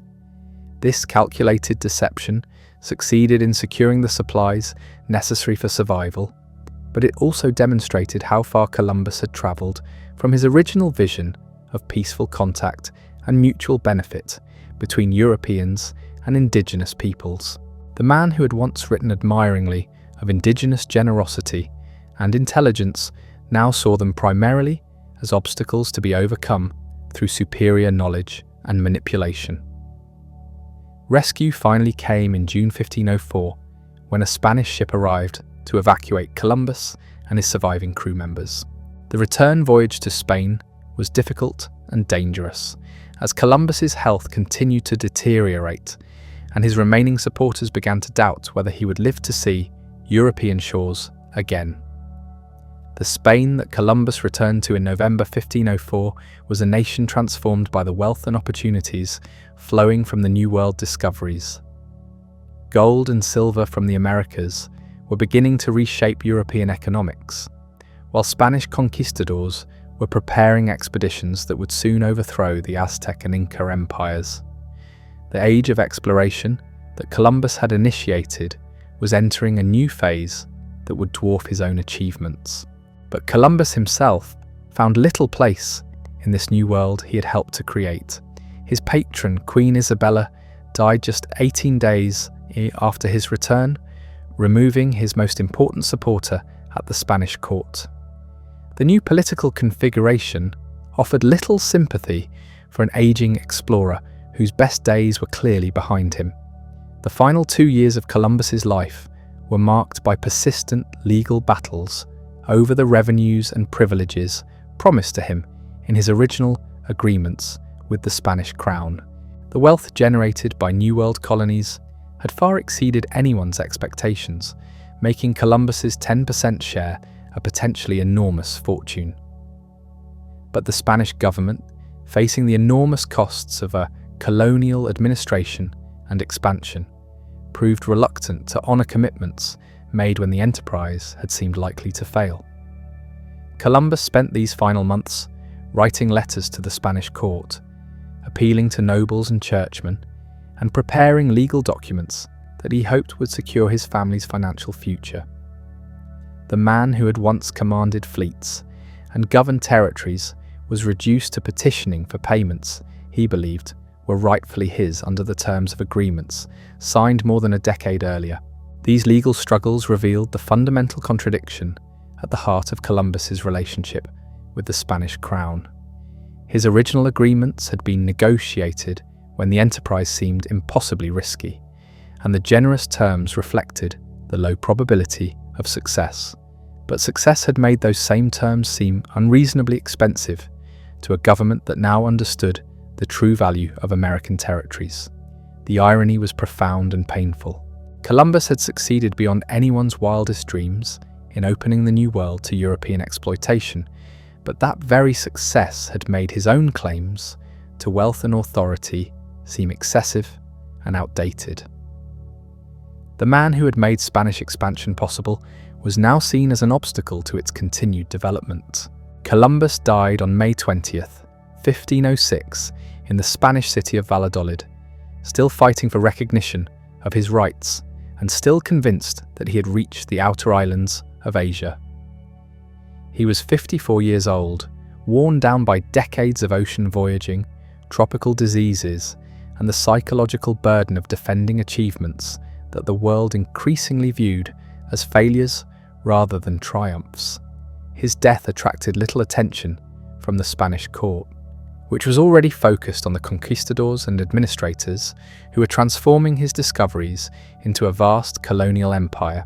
The funeral was a modest affair, attended by family members and a few loyal supporters who remembered the glory days of the 1490s when Columbus had been the most celebrated figure in Europe.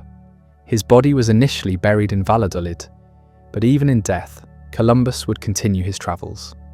Over the following decades, his remains were moved multiple times, first to Seville, then to Santo Domingo in the Caribbean, later to Havana, and finally back to Seville, creating a posthumous journey that rivaled his living voyages in complexity and controversy. But while Columbus's physical presence vanished from the world stage, the consequences of his actions were just beginning to unfold. The encounters he had initiated between European and indigenous civilizations would reshape entire continents, creating new societies while destroying others, generating unprecedented wealth while causing immeasurable suffering. The seeds he had planted would grow into colonial empires that would dominate global politics for centuries to come. Within a generation of Columbus's death, Spanish conquistadors armed with steel weapons, gunpowder, and epidemic diseases had conquered the Aztec Empire in Mexico and the Inca Empire in Peru. The techniques of colonial administration, first tested in the Caribbean islands, Columbus had discovered were refined and applied across vast continental territories, creating a Spanish-American empire that stretched from California to Chile. The demographic catastrophe that had begun with Columbus's first landing continued to accelerate throughout the 16th century. Indigenous populations that had numbered in the tens of millions before European contact were reduced to a fraction of their original size by epidemic diseases, warfare, forced labor, and social disruption. Entire cultures and languages disappeared forever, while survivors were forced to adapt to colonial systems that bore no resemblance to their traditional ways of life. Yet the story was not simply one of European triumph and indigenous defeat. The encounter Columbus had initiated was genuinely transformative for both sides, creating new hybrid cultures that combined elements from multiple traditions. Indigenous crops like corn, potatoes, and tomatoes revolutionized European agriculture and nutrition, while European livestock, tools, and techniques were adapted to American environments in ways that created entirely new forms of economic production. The wealth that flowed from Columbus's discoveries fundamentally altered the balance of power in Europe itself. Spain emerged as the dominant European empire, its newfound riches funding military campaigns and political influence that reshaped continental politics. The influx of American silver and gold created inflation that affected every European economy, while the profits from colonial trade financed the Renaissance cultural flowering that produced some of humanity's greatest artistic and intellectual achievements. But this same wealth also funded the expansion of slavery on an unprecedented scale.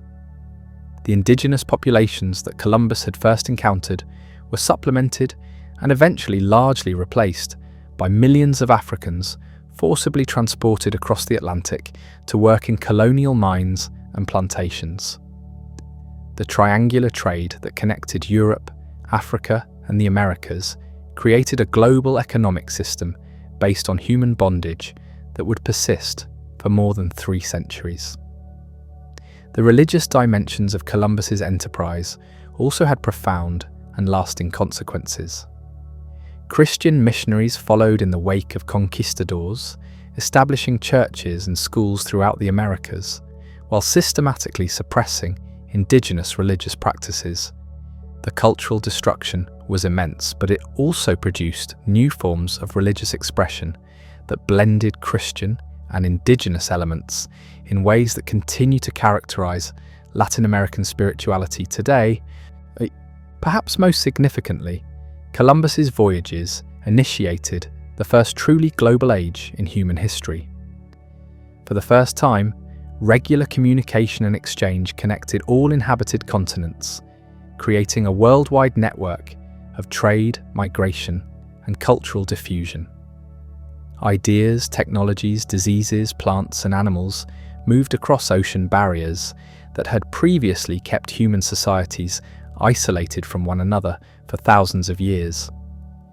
This biological and cultural exchange, which historians call the Columbian exchange, may represent the most important development in human history since the invention of agriculture. The integration of previously separated ecosystems created new forms of abundance, while also generating new forms of vulnerability. Crops that had evolved in the Americas became staples of Asian and European diets, while Old World animals and plants transformed American landscapes in fundamental ways. The navigational techniques that Columbus had pioneered were rapidly improved and systematized by subsequent explorers. Within decades of his death, European ships were regularly crossing not just the Atlantic, but the Pacific and Indian Oceans as well, establishing trade routes and colonial outposts that connected Europe with Asia, Africa, and the Americas in an integrated global system. The printing press ensured that knowledge of Columbus's discoveries spread rapidly throughout European intellectual circles, inspiring new generations of explorers, scientists, and theorists. The ancient geographical authorities that had guided medieval scholars were gradually replaced by empirical observation and systematic cartography based on direct exploration of previously unknown territories. Universities throughout Europe began teaching new forms of geography, astronomy, and natural philosophy that incorporated the revolutionary discoveries flowing from American exploration. The medieval worldview that had shaped Columbus's own education was replaced by more accurate and comprehensive understanding of planetary geography, ocean currents, and global climate patterns. But the intellectual revolution, initiated by Columbus's voyages, extended far beyond geography and navigation.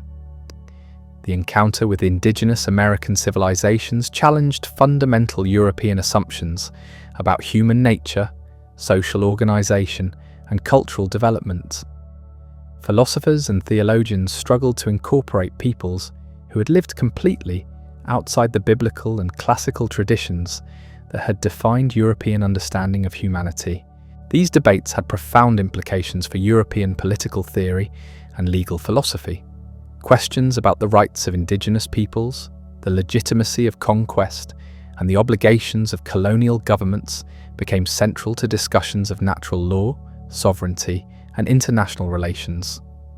The colonial experience forced European thinkers to develop new frameworks for understanding cultural difference and political authority. The economic theories that emerged from the colonial encounter also transformed European understanding of wealth, trade, and national power. The mercantilism that dominated European economic thought for centuries was largely a response to the opportunities and challenges created by American colonization. Competition for colonial territories and trade routes became a driving force in European diplomacy and warfare. The social transformations generated by Columbus's discoveries were equally profound. New forms of racial classification emerged as Europeans attempted to categorize the diverse populations they encountered in colonial territories.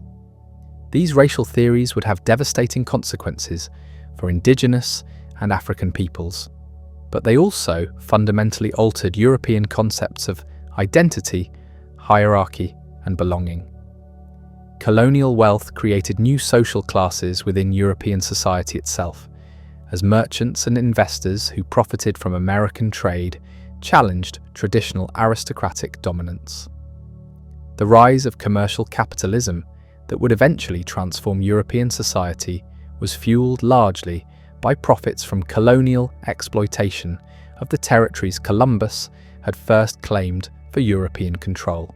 Women's experiences were also dramatically affected by the colonial enterprise, though often in ways that remained invisible to contemporary observers. European women migrated to colonial territories in smaller numbers than men, creating demographic imbalances that shaped colonial society for generations. Indigenous women bore the brunt of cultural destruction, while also serving as crucial intermediaries between European and native communities. The environmental consequences of the Columbian exchange were perhaps even more far-reaching than the social and economic transformations. European livestock, crops, and weeds transformed American ecosystems, while American plants revolutionized Old World agriculture. These biological exchanges created new forms of abundance, but also new vulnerabilities as invasive species disrupted established ecological relationships. The forests that had covered much of the Caribbean when Columbus arrived were gradually cleared for sugar plantations and cattle ranches, creating entirely new landscapes designed to serve European economic interests. Similar transformations occurred throughout the Americas as colonial settlers and administrators imposed European concepts of land use on environments that indigenous peoples had managed according to completely different principles. Mining operations that extracted the gold and silver that funded European expansion also created unprecedented environmental destruction. The mercury used in silver refining poisoned entire watersheds, while deforestation to fuel smelting operations stripped vast areas of their natural vegetation. The environmental costs of colonial wealth extraction would persist long after the economic benefits had been exhausted. The technological innovations stimulated by American colonization extended far beyond navigation and shipbuilding. New techniques of agriculture, mining, and manufacturing were developed to exploit colonial resources and serve colonial markets. The sugar mills of the Caribbean, the silver refineries of Mexico and Peru, and the textile workshops that processed American cotton all contributed to the technological foundations of the Industrial Revolution. Military technology also advanced rapidly in response to colonial challenges. European armies learned to fight effectively in tropical environments against enemies who employed unfamiliar tactics and strategies. The weapons and techniques developed in colonial warfare were then applied to European conflicts, contributing to the military revolution that transformed early modern warfare. Communication systems evolved to meet the demands of governing territories separated by thousands of miles of ocean. Regular postal services, standardized currencies, and legal codes were developed to facilitate administration of colonial territories. These innovations in long-distance governance would later influence the development of modern nation-states and international organizations. The cultural productions inspired by Columbus's discoveries were equally transformative. Literature, art, music, and theatre throughout Europe incorporated themes, images, and materials from the New World, creating new forms of artistic expression that reflected the expanded horizons of European experience. The exotic became a permanent category of European aesthetic appreciation. Scientific inquiry was revolutionized by access to previously unknown plants, animals, and geological formations. Natural philosophers throughout Europe studied specimens sent from the Americas, developing new theories of biological classification, geographical formation, and climatic variation. The empirical method that would characterize modern science was refined through the systematic study of American natural phenomena. Medical knowledge expanded dramatically as European physicians encountered new diseases and observed indigenous healing practices. Plants like cinchona, which provided quinine for treating malaria, revolutionized European medicine, while also creating new forms of colonial exploitation as Europeans sought to monopolize access to valuable medicinal resources. The architectural styles that emerged in colonial territories blended European techniques with local materials and indigenous traditions, creating new forms of building design that reflected the hybrid nature of colonial society. These architectural innovations would eventually influence European building practices as colonial styles were adapted to metropolitan contexts. Educational institutions throughout the Americas combined European curricula with local knowledge and traditions, creating new forms of learning that would eventually challenge European intellectual dominance. Indigenous students who mastered European languages and writing systems became crucial intermediaries between colonial authorities and native communities, while also preserving traditional knowledge in new forms. Religious architecture and artistic production in the Americas created some of the most distinctive cultural achievements of the colonial period. Churches and monasteries that combined European architectural principles with indigenous decorative traditions produced building styles that had no equivalent in Europe itself, demonstrating the creative potential of cultural exchange even within systems of political domination. The legal systems that evolved in colonial territories also represented innovations that went beyond simple transplantation of European law. Colonial administrators were forced to develop new approaches to property rights, labor relations, and criminal justice that addressed the unique circumstances of multi-ethnic societies with competing legal traditions. Urban planning in colonial cities reflected both European ideals of rational organization and practical adaptations to American environments and populations. The grid systems and central plazas that characterized Spanish-American cities became models for urban development that would influence city planning throughout the world. Agricultural techniques developed in colonial territories often surpassed European methods in their adaptation to local conditions and their productivity per unit of land or labor. These innovations gradually made their way back to Europe, contributing to the agricultural improvements that would support European population growth in subsequent centuries. The financial institutions that emerged to manage colonial trade and investment created new forms of banking, insurance, and credit that would become foundations of modern capitalism. The global scope of colonial commerce required new approaches to risk management, currency exchange, and long-distance investment that transformed European financial practices. Transportation systems developed to move colonial goods to European markets spurred innovations in ship design, harbour construction, and cargo handling that improved the efficiency of all forms of maritime commerce. The techniques developed for managing colonial trade routes were applied to other forms of international commerce, contributing to the expansion of global trade networks. Columbus's legacy was thus far more complex and extensive than he could possibly have imagined when he first conceived his westward voyage to Asia. The man who died believing he had reached the outer islands of the Indies had actually initiated transformations that would reshape human civilization itself. His error had been more productive than accuracy could ever have been, opening possibilities that no one in the 15th century could have anticipated or planned. The debates over Columbus's legacy that began during his own lifetime have continued for more than 5 centuries, reflecting changing perspectives on exploration, colonialism, and cultural encounter. Each generation has found new reasons to celebrate or condemn his achievements, new ways to understand the significance of the voyages that connected 2 hemispheres for the first time in human history. The man himself remains elusive, despite the massive documentation of his life and voyages. Columbus was simultaneously a visionary and an opportunist, a devout Christian and a slave trader, a brilliant navigator and an incompetent administrator. These contradictions were not simply personal failings, but reflections of the larger contradictions inherent in the colonial enterprise he initiated. Perhaps the most honest assessment of Columbus's place in history acknowledges both the magnitude of his achievement and the terrible costs it imposed on indigenous peoples throughout the Americas.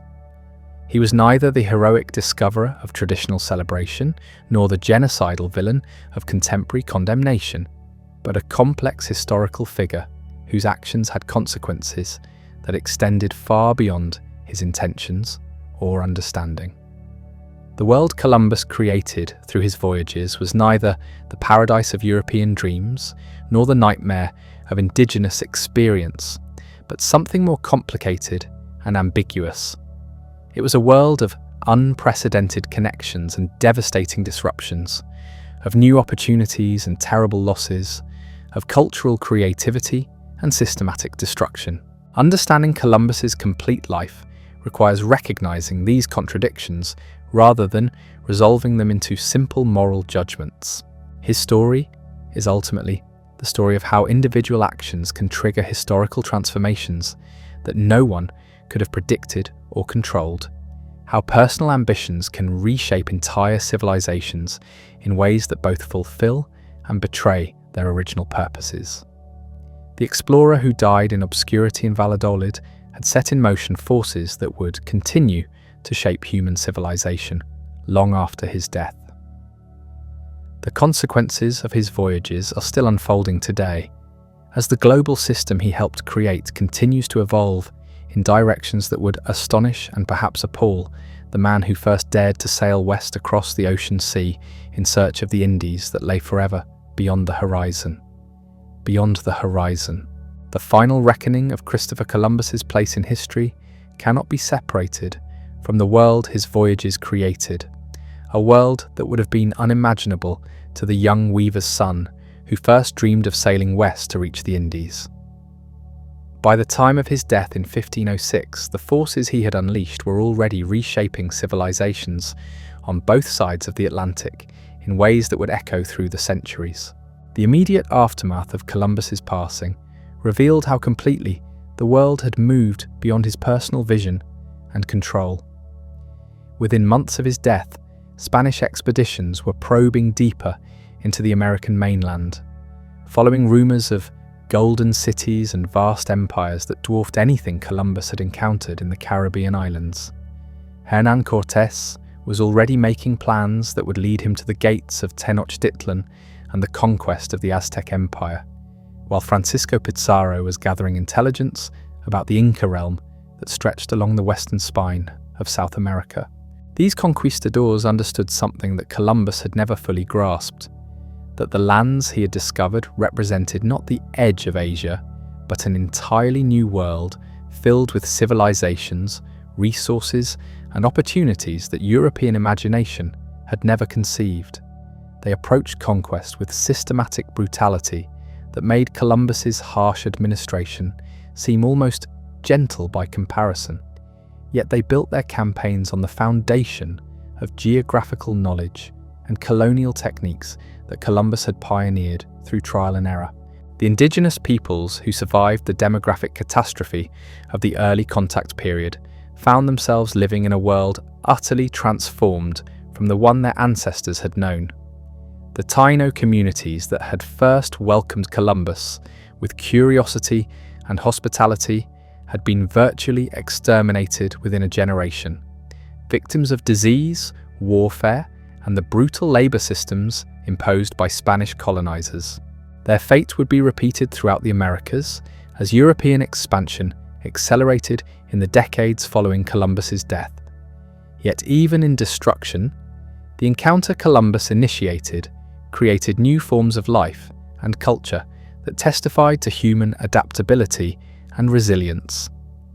Indigenous survivors learned European languages while preserving elements of their traditional knowledge in hidden forms. They adopted European tools and techniques while maintaining spiritual practices that connected them to ancestral ways of understanding the world. The colonial societies that emerged were neither purely European nor purely indigenous, but complex hybrid formations that reflected the creative potential of cultural exchange even under conditions of extreme inequality and violence.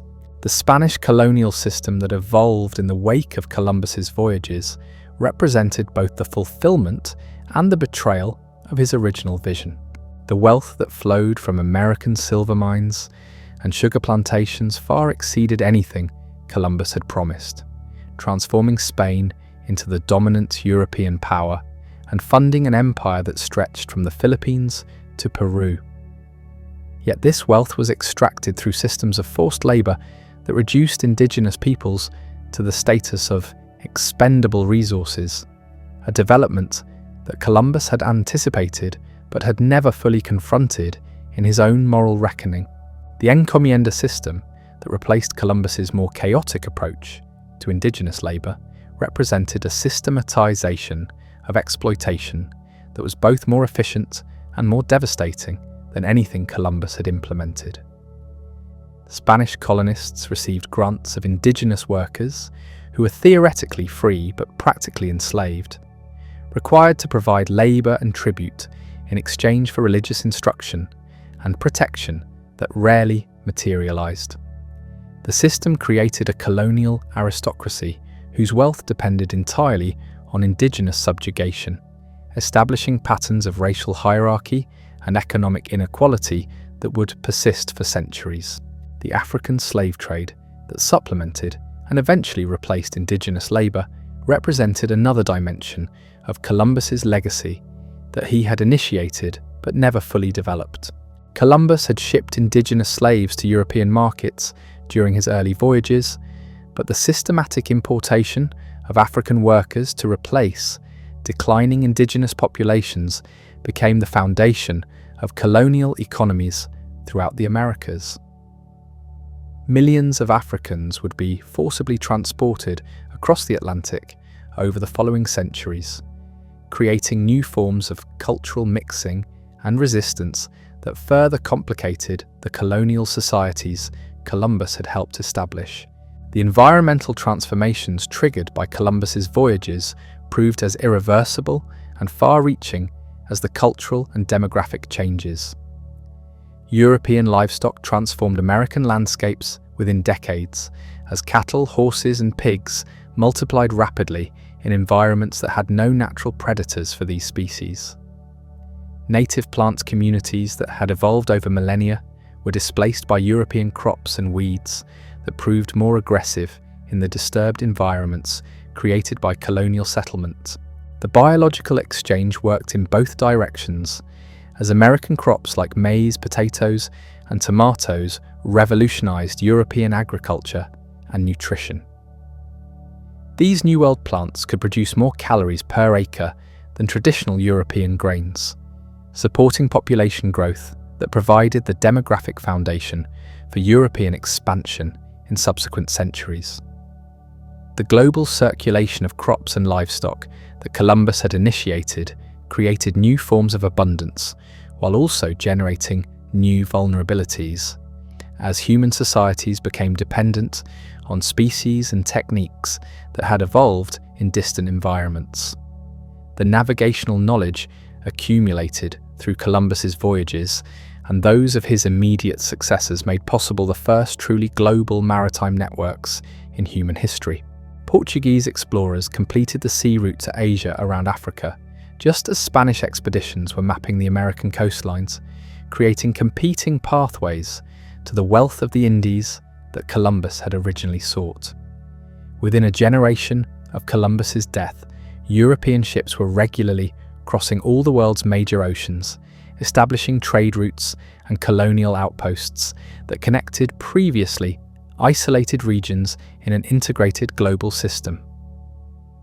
The intellectual revolution sparked by Columbus's discoveries extended far beyond geography and navigation to challenge fundamental European assumptions about the nature of the world and humanity's place within it. The revelation that vast continents and sophisticated civilizations had existed in complete isolation from European knowledge forced a complete reconceptualization of human history, cultural development, and divine providence. Medieval worldviews that had seemed eternal and unchangeable were swept away by empirical evidence that no amount of theoretical sophistication could accommodate. European universities began incorporating New World discoveries into their curricula, creating new fields of study that combined practical knowledge with theoretical frameworks borrowed from classical and medieval authorities. Natural philosophy expanded to encompass previously unknown plants, animals, and geological formations, while moral philosophy grappled with questions about the rights of indigenous peoples and the obligations of Christian conquerors. The scholastic synthesis that had characterized medieval intellectual life gave way to more empirical and experimental approaches to understanding the natural world. The artistic and literary productions, inspired by Columbus's discoveries, created entirely new forms of European cultural expression. Poets and playwrights incorporated exotic themes and imagery from the Americas into works that reflected the expanded horizons of European imagination. Artists experimented with new materials and techniques derived from indigenous traditions, while also depicting the peoples and landscapes of the New World according to European aesthetic conventions. The encounter with American cultures stimulated creative innovations that enriched European artistic traditions, while also documenting the colonial encounter from exclusively European perspectives. The religious dimensions of Columbus's legacy proved equally complex and contradictory. Christian missionaries followed conquistadors throughout the Americas, establishing churches and schools that became centers of European cultural influence, while also preserving elements of indigenous knowledge through translation and documentation projects. The conversion of indigenous peoples to Christianity involved both genuine spiritual transformation and systematic cultural destruction, creating syncretic religious traditions that combined Christian theology with indigenous spiritual practices in ways that neither Europeans nor indigenous peoples had originally intended. The wealth that flowed from Columbus's discoveries fundamentally altered European society itself, creating new social classes and economic relationships that challenged traditional forms of political authority. Merchants and investors who profited from colonial trade accumulated fortunes that rivaled those of established aristocratic families, while the inflation caused by American silver and gold disrupted traditional economic relationships throughout Europe. The rise of commercial capitalism that would eventually transform European society was fueled largely by profits extracted from the territories Columbus had first claimed for European control. And so we reach the end of our journey through the complete life of Christopher Columbus, a man whose story defies simple judgment and whose legacy continues to shape our world more than 5 centuries after his death. From the narrow streets of medieval Genoa to the pristine beaches of the Caribbean, from triumph to disgrace and back again, we have followed the path of perhaps history's most consequential explorer. Columbus died believing he had reached the outer islands of Asia, never understanding that his magnificent error had opened an entirely new world to human civilization. The consequences of his voyages ripple through our modern world in ways both visible and hidden, from the global economy to the foods on our tables, from the languages we speak to the very concept of a connected planet. His story reminds us that history's greatest transformations often spring from the most unexpected sources. A weaver's son with an impossible dream who convinced powerful monarchs to fund what many considered a voyage into oblivion. Whether we view Columbus as a visionary explorer or a harbinger of colonization, his life stands as testament to how individual ambition can reshape entire civilizations in ways no one could have predicted or controlled. Thank you for joining me on this voyage through the centuries. If this exploration of Columbus's complex legacy has moved you, please like this video and subscribe for more journeys into the lives that changed our world. Until next time, may your own horizons remain forever vast and your curiosity eternally unsatisfied.